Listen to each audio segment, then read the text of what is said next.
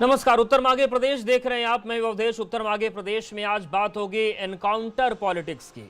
Encounter politics की बात इसलिए क्योंकि एनकाउंटर के आंकड़ों पर सवाल उठ रहे हैं, जाति पर सवाल उठ रहे हैं, मजहब पर सवाल उठ रहे हैं और हर कोई अपने अपने सियासी हित साधने में लगा हुआ है। सवाल यही है कि जब जाति देखी जाएगी अपराधी की, तब उत्तर प्रदेश अपराध मुक्त कैसे होगा। प्रदेश में चरम पर है एनकाउंटर पॉलिटिक्स। एनकाउंटर के बहाने जाति वाली राजनीति, किसी को अल्पसंख्यकों की चिंता, कोई साध रहा ब्राह्मण सेंटिमेंट। मैं ब्राह्मण, मेरा केवल इतना ही दोष है कि मैं ब्राह्मण हूँ। वोट बैंक पर नजर, अपराधियों की जाति से जुड़ा जिगर। जिस तरीके से ब्राह्मण समाज के लोगों को मच्छरों की तरह मारा जा रहा है उत्तर प्रदेश में, ये जग जाहिर है और इसके ऊपर सरकार और राजनीतिक नेता जो बयान दे रहे हैं वो क्या करना चाहेंगे, इसके ऊपर अपनी बात उजागर करें। सरकार ने जारी किया एनकाउंटर का आंकड़ा। 124 अपराधियों का हुआ एनकाउंटर में सफाया।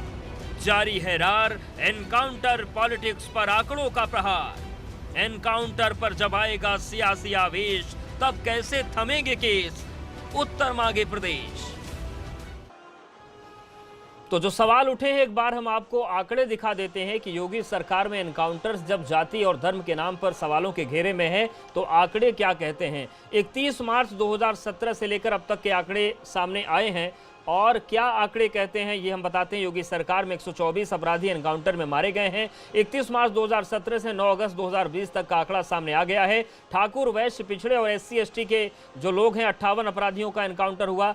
45 अल्पसंख्यक अपराधी थे जिनका एनकाउंटर किया गया है। पुलिस कार्रवाई में 11 ब्राह्मण अपराधियों को ढेर किया गया। बीते 8 महीने में 8 ब्राह्मण अपराधियों को मारा गया है। लेकिन ABP गंगा का सवाल यह है कि क्या अपराधियों का कोई जाति धर्म होता है?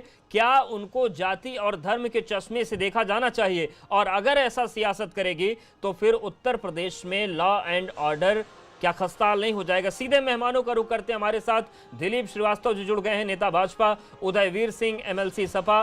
वीरेंद्र सिंह जी हमारे साथ जुड़ गए हैं, नेता कांग्रेस, पूर्व मंत्री भी आप हैं। और उमेश सिंह जी, पूर्व IPS। आप सभी का बहुत स्वागत है। वीरेंद्र सिंह जी, सबसे पहले आपके पास ही आते हैं। जितिन प्रसाद जी ये कह रहे हैं, आपकी पार्टी के नेता, कि मच्छरों की तरह ब्राह्मणों को यूपी में एनकाउंटर किया जा रहा है। लेकिन जो तस्वीर सामने आ रही, जो आंकड़े आ रहे हैं, उस दावे से एकदम अलग है। और सवाल बुनियादी ये है कि क्या अपराधियों को जाति के नाम से देखा जाएगा?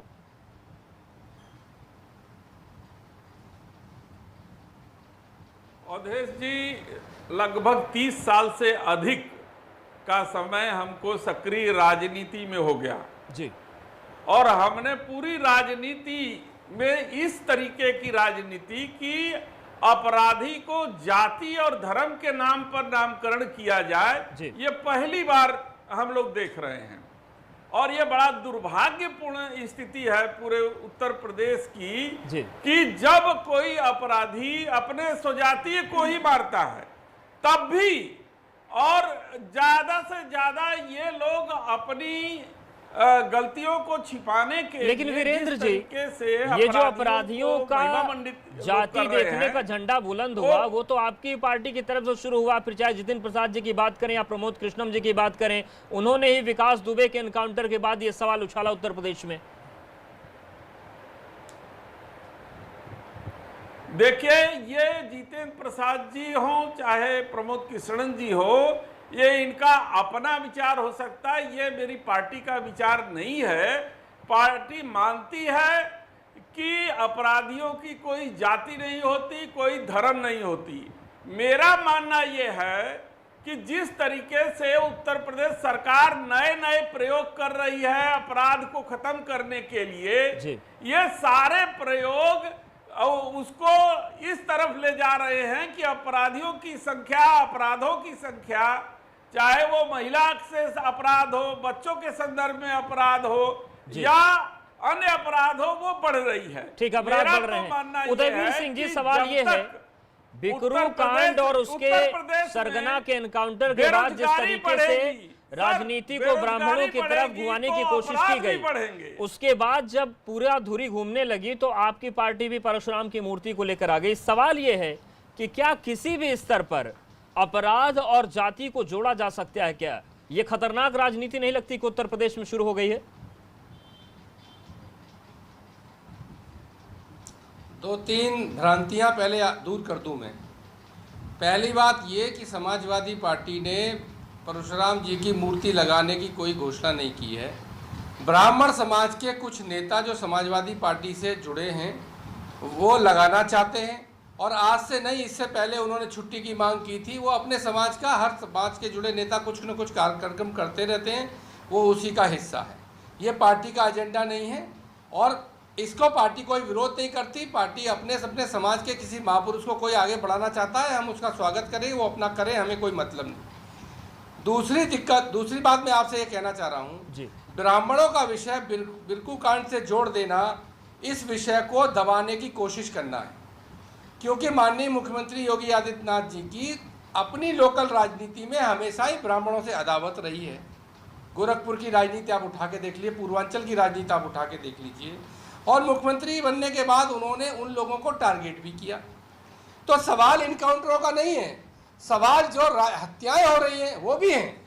अब आप देखिए, गोरखपुर में हत्या हुई राजेश्वर पांडे की, प्रतापगढ़ में दयाशंकर मिश्र और उनके बेटे आनंद मिश्र की हत्या कर दी, संभल में राम अवतार शर्मा, कुशीनगर में ब्रजेश शुक्ला, आनंद शुक्ला, लखीमपुर में शुभम अवस्थी, अमेठी में राजेंद्र मिश्रा, गाजियाबाद में जी आपका रिसर्च अच्छा है, आप बताइएगा। लेकिन बात बता रहा हूं, मैं आपसे ये समझना चाह रहा हूं कि क्या आप ये कहना चाह रहे हैं कि सरकार योगी जी के है तो ब्राह्मणों की हत्या इसलिए हो रही है?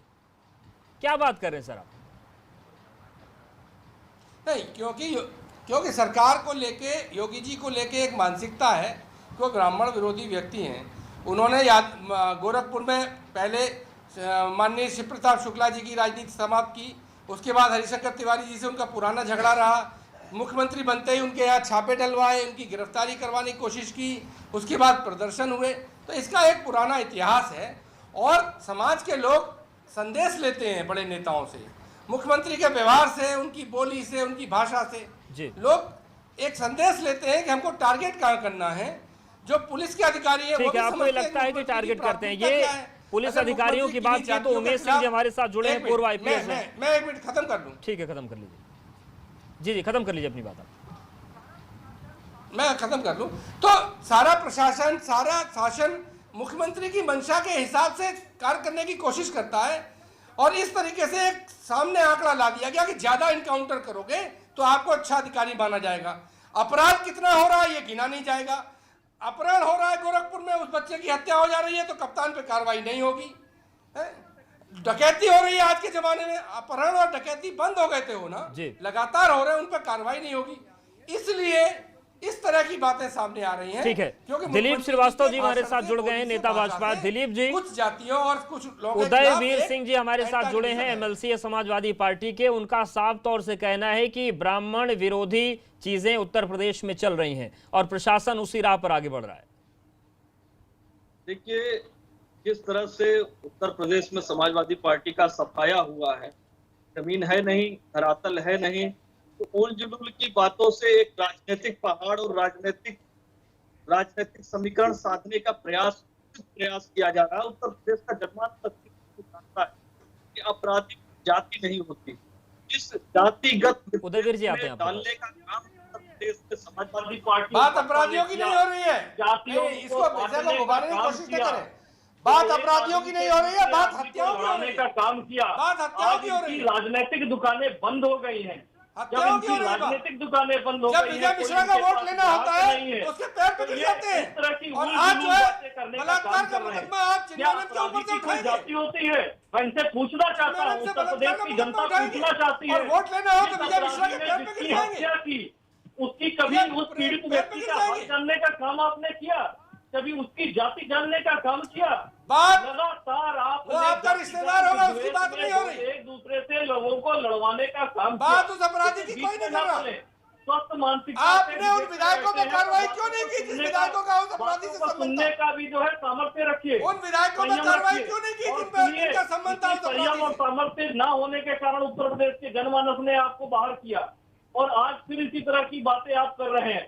लोगों की जातियां बांटने का काम कर रहे हैं, लोगों की जातियां बताने का काम कर रहे हैं। अभी थोड़े दिन में आप शुरू होंगे, अधिकारियों की जाति बताने का काम शुरू करेंगे।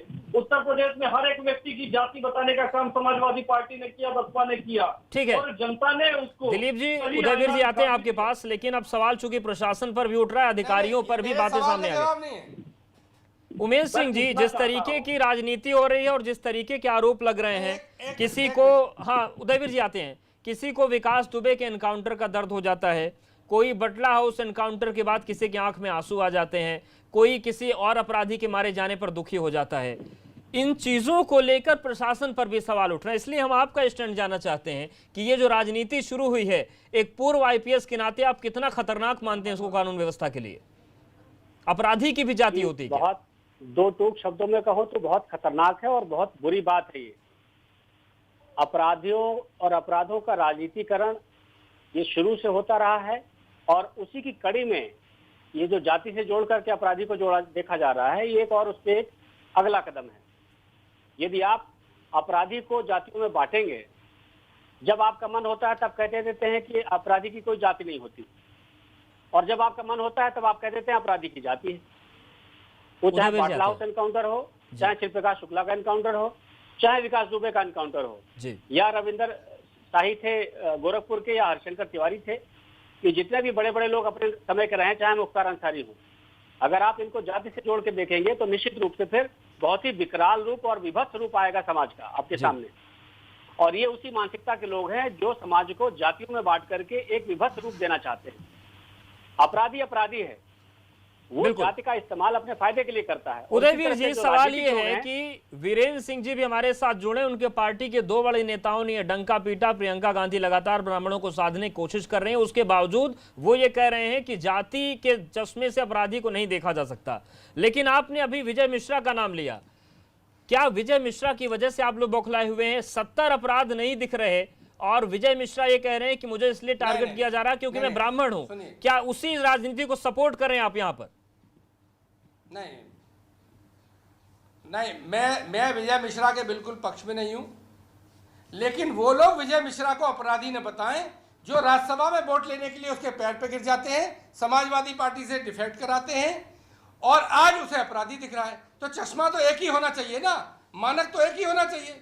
विजय मिश्रा अपराधी है तो अपराधी है, नहीं है तो नहीं है। तो भारतीय जनता पार्टी जब वोट लेना चाहती है लोग, ठीक है, आप बता दीजिए विजय मिश्रा अपराधी है, ब्राह्मण है, आपके लिए होता है तो उसे क्या है? आपके लिए एक अपराध, मेरे लिए अपराधी है, मेरे लिए अपराधी है। मैं दूसरी बात कह रहा हूं आपसे, मैंने पहले कहा यह मामला सिर्फ अपराधियों से जुड़ा नहीं है। अपराधियों का नाम भारतीय जनता पार्टी लेकर अपनी जिम्मेदारी से बचना चाहती है। यह मामला प्रदेश में हो रही हत्याओं का भी है। जो हत्याएं हुई हैं, अपराधी तो वो है जो पुलिस ने मारे, और जो इतनी ढेर सारी हत्याएं हुई वो किसी पे कार्रवाई नहीं हुई, वो जो दूसरे लोगों को संरक्षित किया गया वो, और उन सबके बाद सबसे महत्वपूर्ण बात जो इस सरकार के लिए है कि उसने कार्रवाई नहीं की। उसका क्या जवाब है? कुलदीप सेंगर को पार्टी से निकालने में सालों लग गए, उनको जेल में जाते हैं लोग पुरस्कृत करने। तो मैं ये कह रहा हूं कि प्रशासन को निष्पक्ष होकर कार्रवाई करनी चाहिए। बिल्कुल, इस बात का जवाब दिलीप जी से लेंगे, हमारे साथ अभी उनका संपर्क टूट गया, उनसे पूछेंगे। समाजवादी पार्टी का उठाया हुआ नहीं है। लेकिन वीरेंद्र सिंह जी, सवाल ये है कि जो भी बातें हो रही हैं, अभी तक ये पूरे देश को बताने की कोशिश की और सभी ये इस बात को मानते भी हैं कि जाति धर्म कम से कम आतंकवादी का और अपराधी का नहीं होता। लेकिन अब इस राजनीति की शुरुआत हो गई है, आप तो मान रहे हैं गलत है, लेकिन आपके नेता नहीं मान रहे हैं, सब मिलकर इस राजनीति को बढ़ावा दे रहे हैं। क्या 2022 में अब ये भी एक बड़ा मुद्दा बनेगा, इस पर चुनाव लड़ेंगे आप लोग? देखिए, मेरा मानना है कि ये भारतीय जनता पार्टी के अंदरूनी राजनीति की लड़ाई है।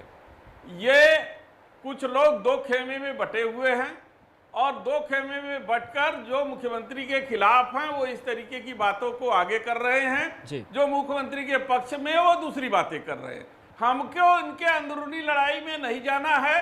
हमको ये चाहिए कि उत्तर प्रदेश अपराध मुक्त हो और मुख्यमंत्री जो प्रयोग कर रहे हैं उस प्रयोग में क्या वो सफल हैं, क्या अपराध रुक रहा है, क्या भविष्य में अपराध नहीं बढ़ेगा, अभी भविष्य में अपराध बढ़ने का जो सबसे बड़ा मूल कारण होगा वो है बेरोजगारी।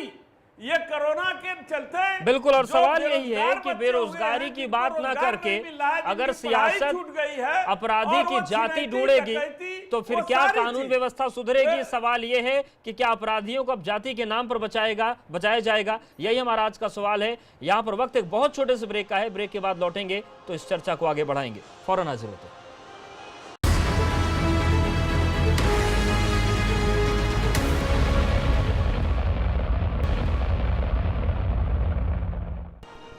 तो एक बार फिर से चर्चा को शुरू करते हैं और हमारे साथ पूर्व आईपीएस भी बने हैं, उनका रुख करते हैं।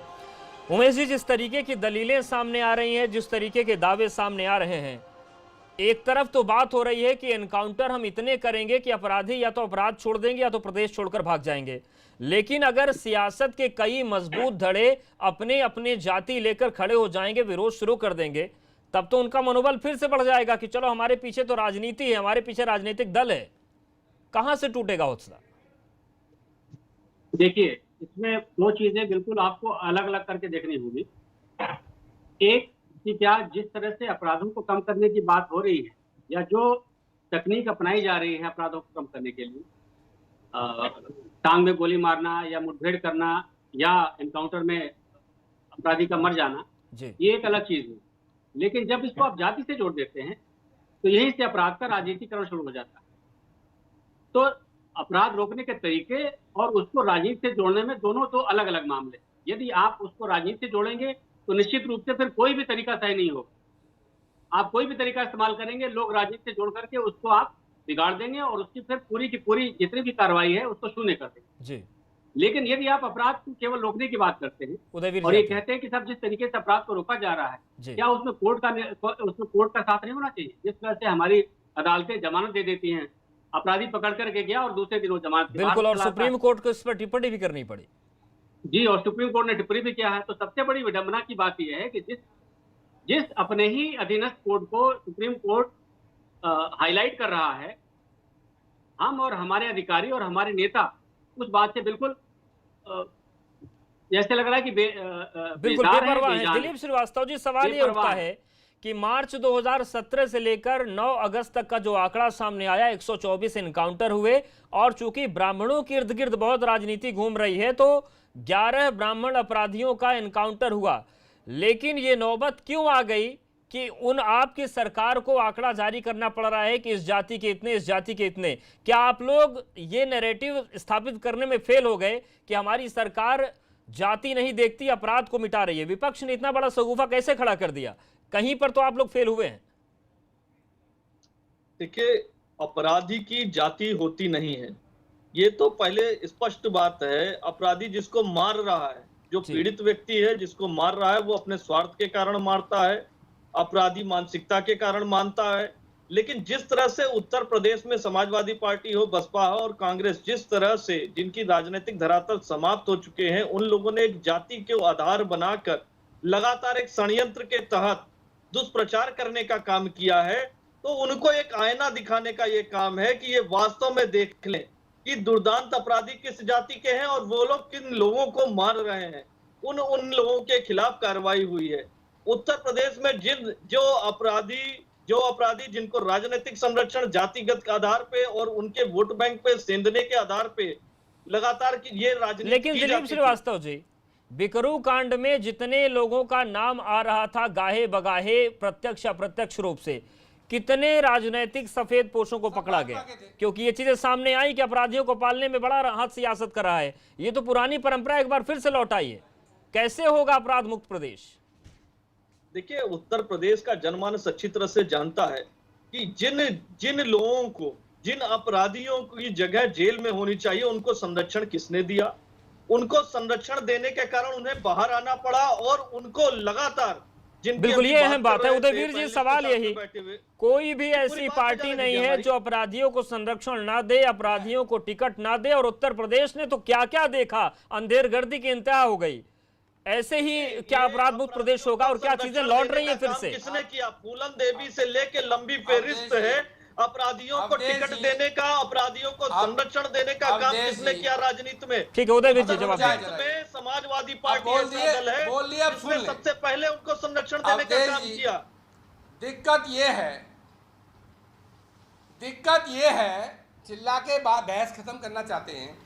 विधानसभा के अंदर भारतीय जनता पार्टी के विधायक देवमणि त्रिपाठी ने सवाल पूछा है ब्राह्मणों की हत्या के बारे में, समाजवादी पार्टी ने नहीं क्या पूछा। ये प्रश्न उचित है? जिन विधायकों क्या के प्रश्न नाम आए जातिगत संरक्षण आधार देने पे में, भारत का संविधान इस तरह के प्रश्न की अनुमति देता विकास है? दुबे को संरक्षण देने में जिनके नाम आए वो भारतीय जनता पार्टी के विधायक हैं। क्या किसी से अरे एक भाई, सवाल आपने पूछा गया? संरक्षण दिया, ये भाषण जिन देना अपराधियों और को ये कहना मारे कि गए जनमानस हैं, जिन देख रहा है। उनके साथ बिल्कुल तीन सवाल बात यही बता रहा हूं है आपको। कि अगर तीन बात राजनीति बता से रहा हूं। अपराध को जोड़ा जाएगा तो क्या कभी एक सवाल अपराध मुक्त प्रदेश जो बन पाएगा? पत्रकार इनसे सवाल आप सभी करे। का एक बहुत मिनट शुक्रिया बात- हमारे साथ जुड़ने के लिए, बातचीत करने के लिए, और सभी राजनीतिक दलों को ये सोचने की जरूरत भी है।